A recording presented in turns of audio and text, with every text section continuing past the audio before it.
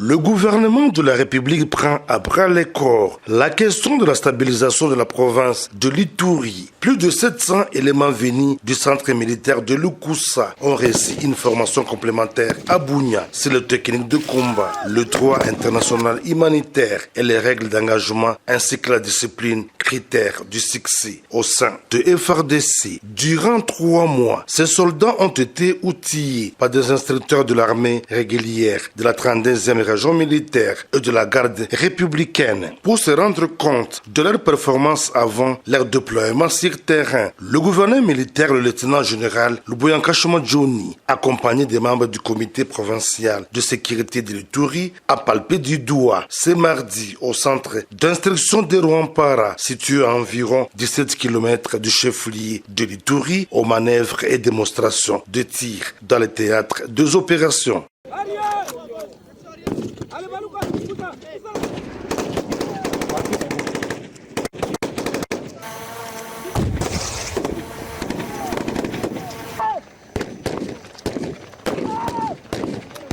Occasion pour le commandant des opérations militaires en Ituri, le lieutenant général Luboyankashima Johnny, de rappeler aux groupes armés réfractaires au respect de leurs actes d'engagement des processus de paix. Dans les cas contraires, ils seront mis hors d'état de nuire, prévient l'autorité provinciale. Que ce soit les groupes armés locaux ou étrangers, les gens ont signé des actes d'engagement.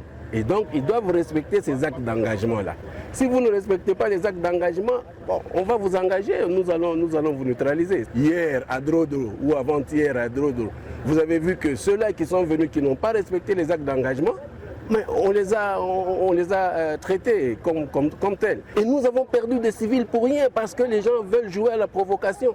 Tantôt c'est elle qui provoque ici, tantôt c'est l'autre qui provoque là-bas. Mais à quoi ça sert ce jeu-là? Non, abstenons-nous. Il faut avoir l'amour pour notre province. Je le répète encore, il faut avoir l'amour pour notre province et l'amour pour la population. Ça ne sert à rien de jouer au Rambo ici, parce qu'à la fin, ce sont les civils qui tombent sur le champ. Parce que les militaires, vous le savez bien, ils savent comment se protéger. Le déploiement de ces nouveaux bataillons baptisés Tigre vient galvaniser et consolider les objectifs conquis par les forces armées en cette période de l'état de siège, dont la mission première est la restauration de la paix dans tous les coins et recoins de la province de l'Ituri, tel est le vouloir du président de la République et commandant suprême de FARDC et de la PNC, Félix Antoine Tshisekedi Tshilombo.